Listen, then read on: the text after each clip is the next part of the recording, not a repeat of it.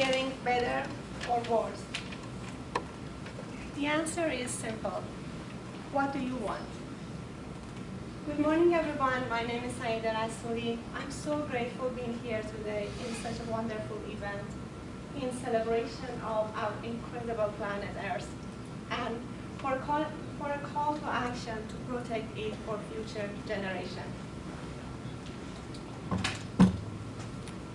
April 22nd is the 49th anniversary of this celebration. And a lot has happened to us, to our planet, over these almost 50 years.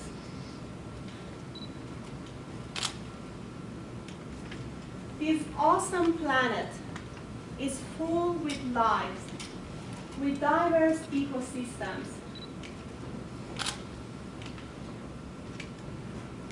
with people living on different parts of this planet.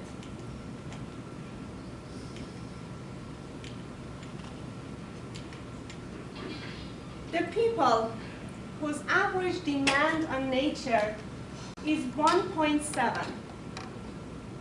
It means their average demand on nature is almost 70% more than what Earth can regenerate. Sorry, 70 or 17? 70.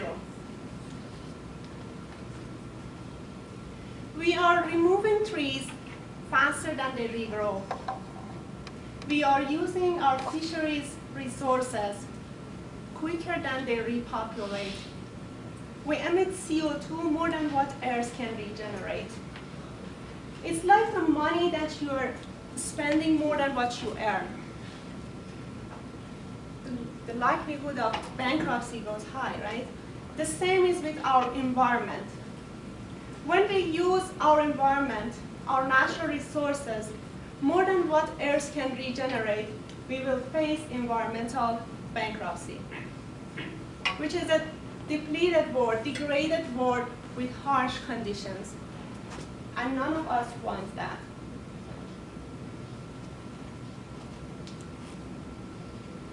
The question here is how we can avoid environmental bankruptcy.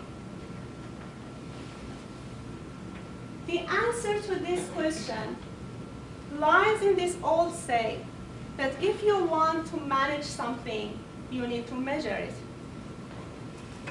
For example, you are starting up a new business. If you want to know where you are with that business, you need to know how much you are investing, how much are your costs, how much are profits, to know where you are with that business. The same is true with natural resources.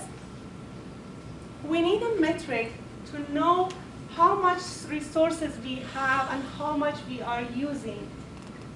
And for that, an environmental accounting system was developed based on environmental footprint.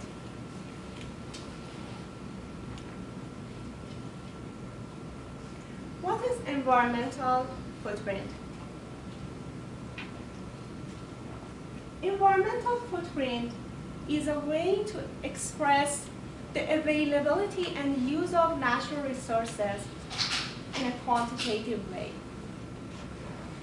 The idea was born from farmers because they look at how much productive land they have for their different purposes. We do the same with our planet.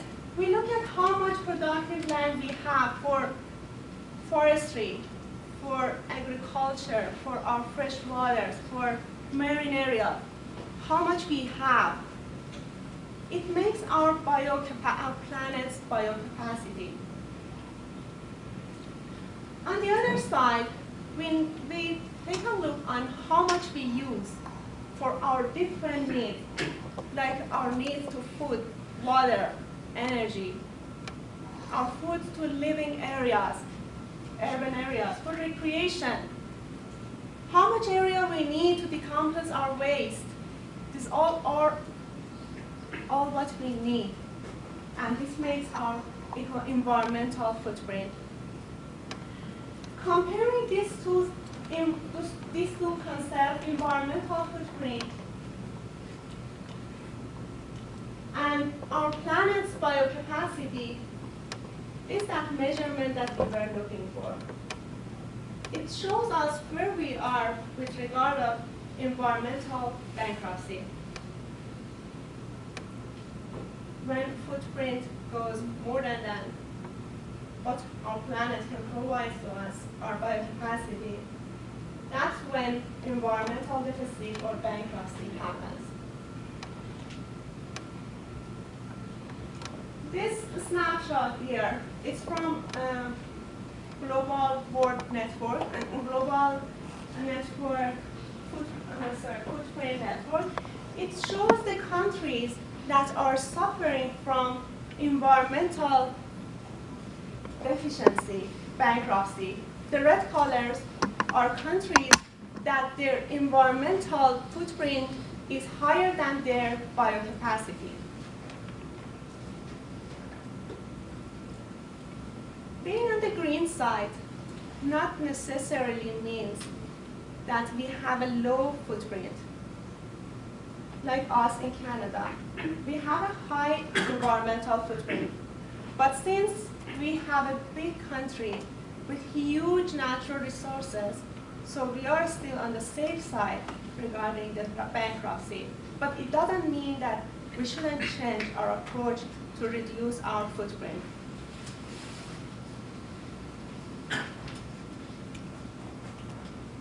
So, over the last 50 years, a lot has happened to our planet. 50 years ago, we were mostly focused on local scale environmental issues, like the pollution of our local lands, water, air. Those are still issues. Of course, they are there, still there. But now we have to worry about global scale environmental issues. Today, we face climate change problem. Entire ecosystem, the whole world ecosystems decline, and loss of biodiversity. And they don't know any boundaries. They are happening on every part of this planet. So these are all bad news, bad things that happened over the last 50 years. But there are some good things that happen too. We have promising things that we can measure. We need to be mindful to recognize them too. Like, we live longer and healthier with an average life expectancy climbing from 55 to 70, which is good. It's a good thing that happened. We are also more literate, with literacy rate increasing from 50% to 86%. That's good too. We also have better environmental regulations and policies in place. We have better mitigation measures in place, which is awesome. So these are all good things that happened over the same 50 years. What does this mean? Are we getting back to my first question, are we getting better or worse? Our world is getting better? Are we moving forward a better world, moments of opportunities, or we are heading toward a planetary crisis?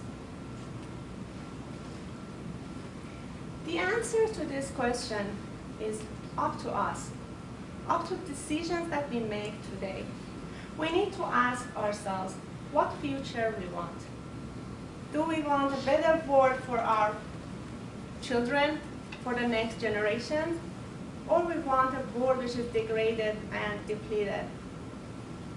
Both are possible, but it doesn't mean that the better world happens by itself. If we don't do nothing, there is no invisible hand in policy, in technology and economy which can save us from ourselves.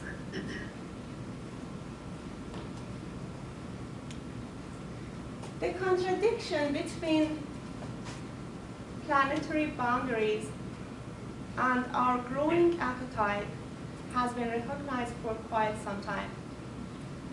And sustainable development came up as a solution to environmental issues since almost 70s. There are lots of definitions out there for sustainable development, but I can say it just simply composed of these two words. development which all of us want to have an easier and better life. We won't have it. If we won't have access to resources, it's everyone's desire. But we only have one planet, and we have to be sustainable. We cannot just have our lands to be developed without sustainability goals. And the main themes of sustainability: economic efficiency, social well-being, and environmental responsibilities are important and world-changing goals that require cooperation between governments, board leaders, and international organizations.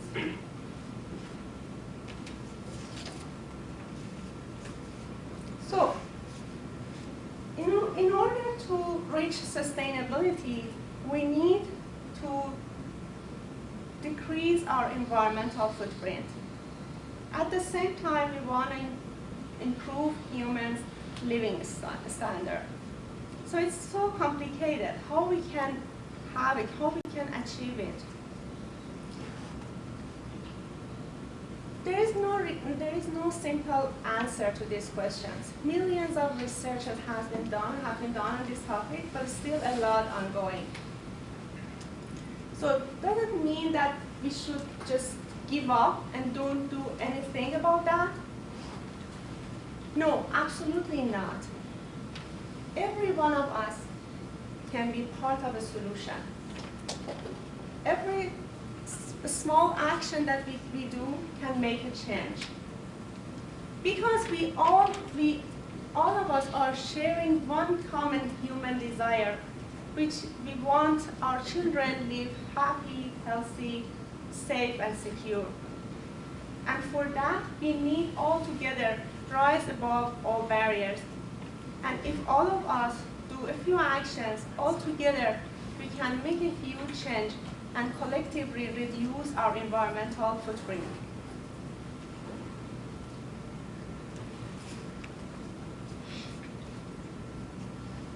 So, the list of environmental issues are really endless. We all know, all of us have heard a lot, a big list. If you want to review it, there are a lot of problems that we have these days. But the main issue, the main challenges, they all stem from the way that we produce and use our food, water, and energy. And if we can change our lifestyle, if we could make better choice on the way that we use and we produce food, water, and energy, that change will start. So let's go together and see some easy actions that can be simply adopted into our daily routines that make a change. Before going through the required actions, we should just remember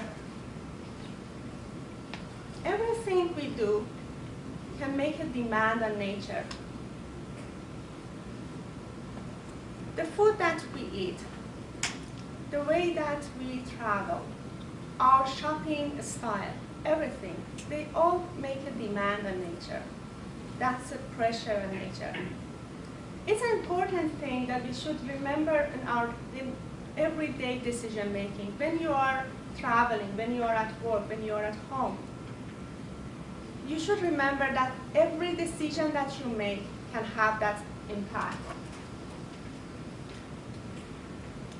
So, considering the main challenges, which is the way that we produce and use food, water, and energy, I just picked up a few simple things that we can do, and then refer you all to the handbook, which is full with all the resources or the small tips that we can apply in our daily life. For food, we can just simply reduce our food waste and support local farmers, and we can support our the farmers which they are producing based on sustainability principle. They can all make change. For water, main impacts of water, our water impact comes from our industries and also in food processing. But still we can make our gardens, homes, and lawns more water efficient.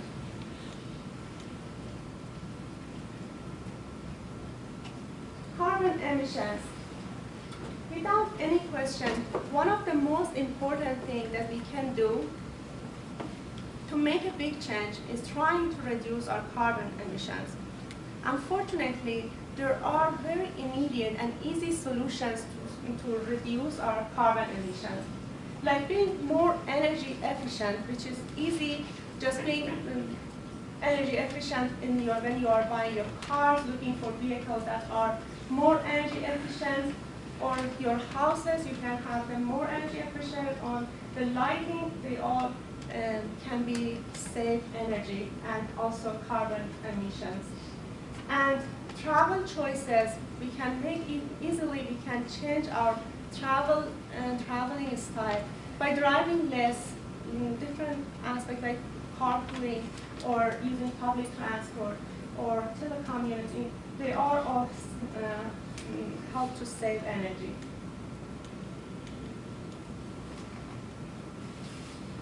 And the last but not least is use your customer power.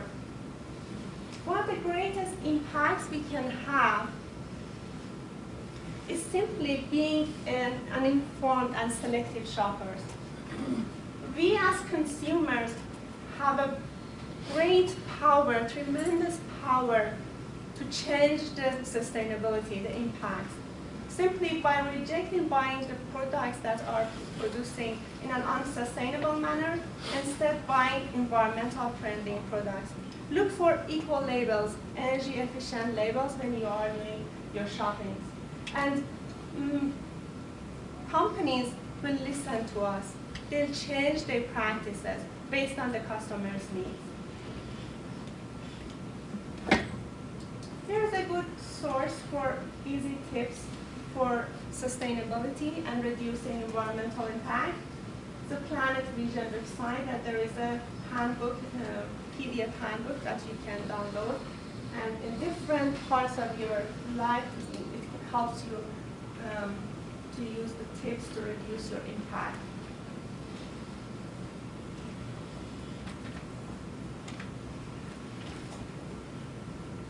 We are changing the environment like never before. We are changing the climate like never before. Sustainability today has changed from a nice to do to a must to do. If you are a business leader, if you have already hasn't included the sustainability rules, principles in your business model, it's time to do so. There are physical laws governing our planet.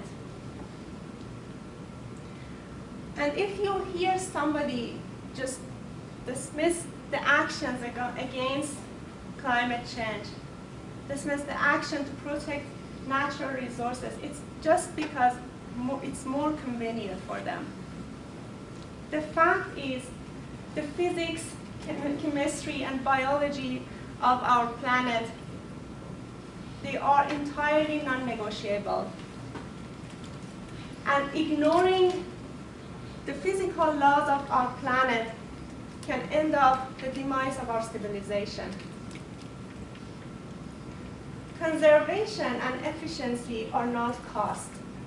They bring their own profits. They are investment that they pay for themselves.